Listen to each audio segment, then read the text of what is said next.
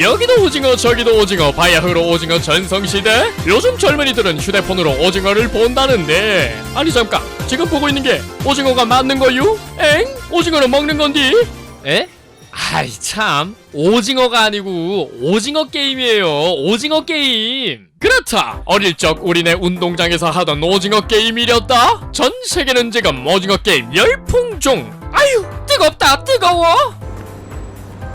지금 어디서 오시는 거예요?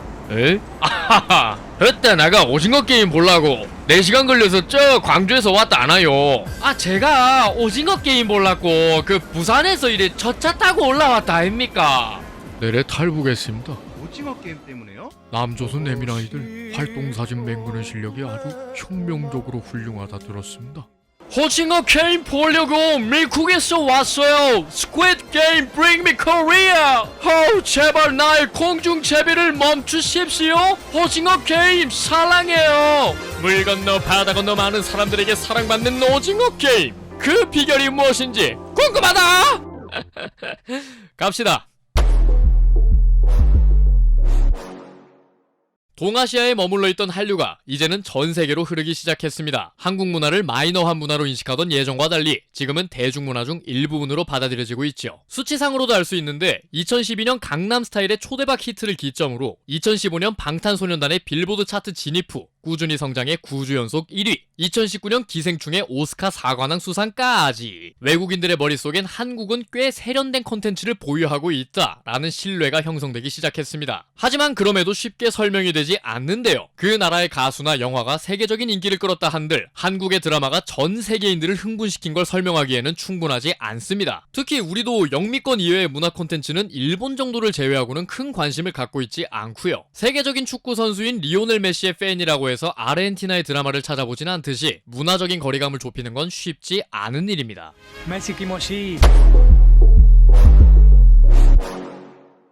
자, 그렇다면 문화적인 거리감을 좁히다 못해 불타오르게 만든 지금의 현 상황은 어떻게 가능했을까요? 우리는 먼저 넷플릭스라는 플랫폼을 이해할 필요가 있습니다. 넷플릭스는 자사 컨텐츠 수를 늘리기 위한 전략으로서 전 세계 각 지역에 막대한 돈을 투자해 각국의 컨텐츠들을 만들어내고 있죠. 넷플릭스 오리지널의 성공이 경쟁력을 키울 수 있기 때문에 마케팅 또한 상당히 공격적으로 하고 있습니다. 요런 넷플릭스의 시스템은 양질의 컨텐츠를 충분히 찍어낼 수 있었으나 내수 시장이 작아 충분한 제작비를 확보하기 힘든 우리나라에서는 최고의 효과를 낼 수 있었던 것이죠. 사실 오징어 게임은 우리나라 드라마치고 굉장히 큰 제작비가 들어갔음에도 불구하고 할리우드 드라마 제작비에는 상당히 못 미치는 수준입니다. 가성비가 쌉 오졌다는 뜻이겠죠. 그러니 넷플릭스가 한국에 막대한 투자를 아끼지 않는 것도 단순히 국뽕에 취해 과장되어 부풀려진 뉴스가 아니라는 겁니다. 2015년부터 2020년까지 한국에서만 80편의 영화와 시리즈를 제작하는데 7억 달러를 썼고 올해 5억 달러를 더 태울 예정이라고 하고요. 또한 넷플릭스가 자막과 더빙 등을 지원해주는 것도 큰 역할을 했는데 외국인들이 자막이나 더빙에 대한 거부감으로 영미권 밖의 컨텐츠를 보지 않는 경우가 많았다고 합니다. 근데 최근에는 컨텐츠에 관심이 있다면 자막이나 더빙을 감수하고서라도 컨텐츠를 접하기에 이르렀습니다. 이 부분은 앞서 살펴본 한국 컨텐츠에 대한 거부감이 줄어들었기에 영향을 주었을 것으로 보여지고요. 즉 동남아에서 영미권까지 아우르며 전 세계에 퍼질 수 있었던 발단은 한국 컨텐츠 자체에 세계적인 관심이 일기 시작했고 때마침 넷플릭스가 언어의 장벽과 같은 국경을 허물어 주어 각국의 사람들에게 도달할 수 있는 포석을 깔아줬기 때문으로 보여집니다. We are Gambu, aren't we? 여태껏 나왔던 데스게임이라는 장르의 재미 포인트는 난제를 극복해냈을 때의 쾌감에 집중되어 있었기에 트릭이 복잡한 경우가 많았고 그 트릭이 더 어려워질수록 해결했을 때의 쾌감이 크게 다가오기에 매니아층을 중심으로 형성된 마이너한 장르였습니다. 오징어 게임은 이런 마이너한 감성을 가진 장르를 대중들에게 쉽게 어필할 수 있도록 최적화시킨 것이 특징인데요. 첫 번째로는 게임이 쉽고 별다른 트릭이 등장하지 않습니다. 기존 데스게임들의 어려운 트릭은 편하게 드라마를 보려는 시청자들에겐 걸림돌이 될 수 있고 난해하게 다가올 수 있기 때문인데요. 게임이 어려워질수록 이를 설명할 설명충 캐릭터를 옆에 붙여야 되고 지네들만 아는 설정을 구구절절 얘기하다가 혼돈이 그런 것이었구만 이러면서 북치고 장구치고 지들끼리 다 합니다. 당연히 가볍게 보는 시청자 입장에선 우와 이게 뭐야 씹더가? 로 귀결될 수 있다는 거죠. 외국인이라 할지라도 누구나 쉽게 이해할 수 있고 쉽게 예측 가능하기 때문에 이에 게임보다는 인물 서사에 집중하는 등의 작은 변주를 주면 신선하면서도 몰입감 있게 다가온다는 겁니다. 있습니다. 그렇기에 낯선 한국만의 골목놀이지만 게임에 대한 이해가 쉽기 때문에 범지구적으로 공감대를 일으켰다는 것이죠. 사실 뭐 골목에서 하는 놀이들이 어느 나라든 다 거기서 거기 아니겠습니까? 예, 얼마나 대단한 거라겠어, 그쵸? 두 번째로는 CG를 배제하고 최대한 현실 세트를 사용함으로써 B급 감성을 대폭 줄여냈습니다. 실제 크기로 지은 총천연색의 화려한 세트장, 화사하고 귀여운 놀이공간에서 펼쳐지는 죽음의 게임이라는 아이러니가 섬뜩함을 주었죠. 오징어 게임이 신이 말하는 대로처럼 CG가 떡칠되어 있다고 생각해 보자고요. 아스달 연대기 짝이 나지 않았을까? 엄청 이질감이 들었을 것 같은데요. 똥꼬는 이미 좋아. 세 번째로는 장르의 문법을 따르면서 새로운 것을 추구했습니다. 게임보다는 참가자들에게 집중함으로써 참가 동기와 그들의 처절한 상황 등을 보여주고 밑바닥까지 떨어진 사람들이 생존 게임이라는 공통된 목표를 바라보게 되었을 때 이들의 행동이 어떻게 발현되는가를 보여주고 있어요. 데스게임의 형태에 사람이라면 누구나 공감할 수 있는 휴머니즘에 집중해서 쉽게 공감대를 형성할 수 있었다는 겁니다. 네 번째로는 현실적인 세계관 구축에 성공했다는 점입니다. 드라마 내 설정을 보자면 게임을 포기하고 싶을 때 과반수가 찬성하면 포기할 수 있다. 우승은 6게임만 통과하면 된다. 뭐 결국 한 명만 우승을 하는 거였지만 너희는 게임 내에서 평등하다. 기득권층들이 서민들에게 거짓된 현실을 말하며 본인들 생활을 영위하는 모순적인 태도와 불합리한 사회구조를 드라마 내 게임으로 드러내고 있죠. 평등하게 싸워서 이길 수 있는 마지막 기회를 주는 거야.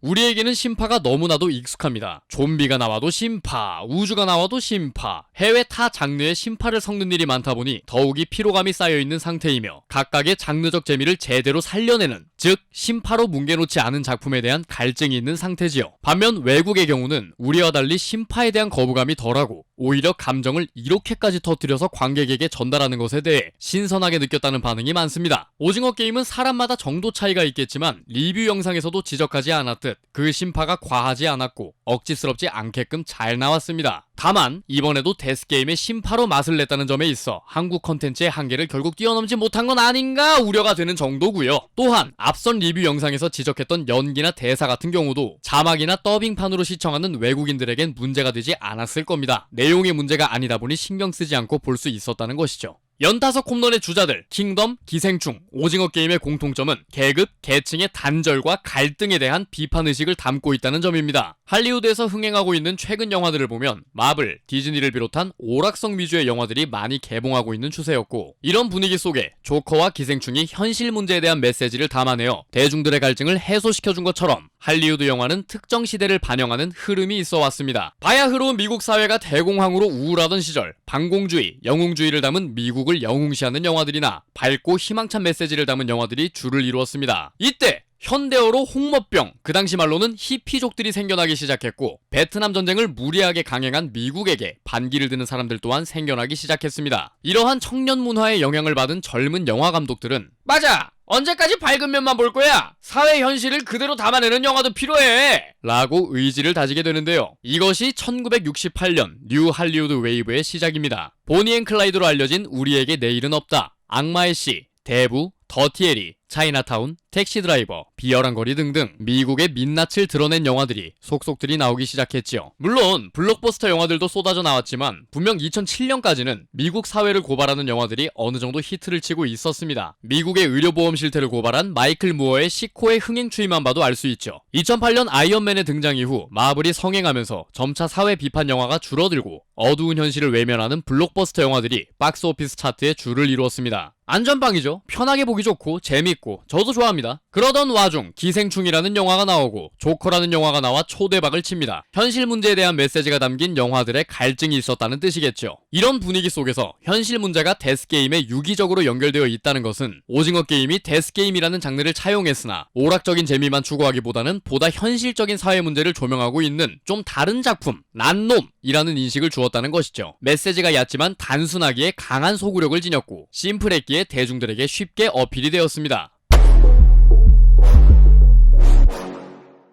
자, 저는 이 부분이 가장 큰 핵심 포인트라고 생각합니다. 오징어 게임이 대중들에게 녹아들면서 또 다른 국면을 맞이하게 되는데요. 바로 수많은 패러디와 짤로 재창조되면서 하나의 놀이 문화로 자리 잡았다는 것입니다. 일단 의상이 단순하죠. 직접 패러디 영상을 만들어 시류에 참여하기가 쉽습니다.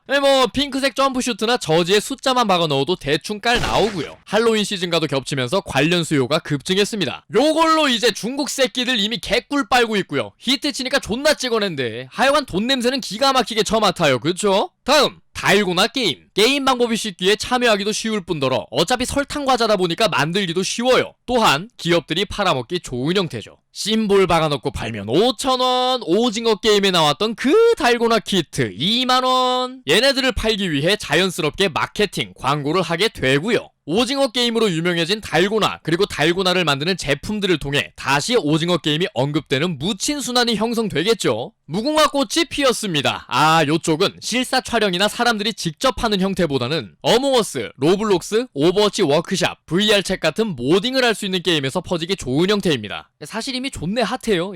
게임의 룰 자체가 단순해서 만들기도 쉽고요. 더군다나 마인크래프트 같은 샌드박스류 게임으로 가게 되면 장소를 구현하기까지 해놨죠. 게임을 좋아하는 게이머층이나 소위 잼민이라 불리는 유소년층에게 어필하기 좋은 요소입니다. 징검다리 또한 마찬가지고요. 이러니 그 초딩들이 오징어 게임 모르면 대화가 안 된다고 그러지.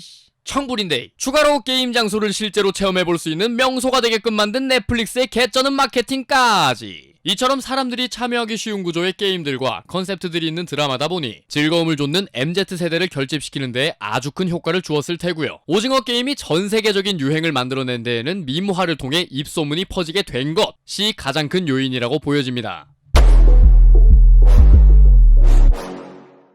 운칠기삼이라는 말이 있죠. 누군가는 오징어 게임이 넷플릭스 버프를 받은 운이 존나게 좋은 작품이다 라고 얘기를 합니다. 하지만 그 운을 타기 위해서는 기본적인 실력과 재미가 있어야겠죠. 자네는 그걸 쓸 권리가 있어. 당장에 넷플릭스에 올라오는 수십 가지, 수백 가지의 작품들만 봐도 모두가 오징어 게임처럼 글로벌한 인기를 끄는 건 아니랍니다. 방송국 중심의 소규모 자본을 들였던 드라마 시장에서 이제는 거대한 자본을 들인 웰메이드 드라마들이 한국에서 속속들이 나오고 있습니다. 그 배경엔 넷플릭스가 있고요. 그 맨날 어색한 PPL 나올 때마다 눈살 찌푸려졌었잖아요. 그쵸? 맛있다. 더구나 세계적인 기준으론 또 적은 예산이니 앞으로 가성비 좋은 웰메이드 컨텐츠를 만드는 한국이라는 인식으로 여기저기서 팍팍 밀어줄 테고요. 실험적이면서 다양한 장르의 컨텐츠를 볼 수 있는 기회가 열리게 되었다고 생각합니다. 호불호가 갈리긴 해도 이러나 저러나 우리나라 드라마에 전 세계가 주목하고 있다는 사실은 충분히 자랑스러운 일입니다. 앞으로도 도전적인 멋진 작품들이 많이 나왔으면 합니다. 지금까지 김채우의 필름찍기의 김채우였습니다. 다음 영상으로 찾아뵐게요.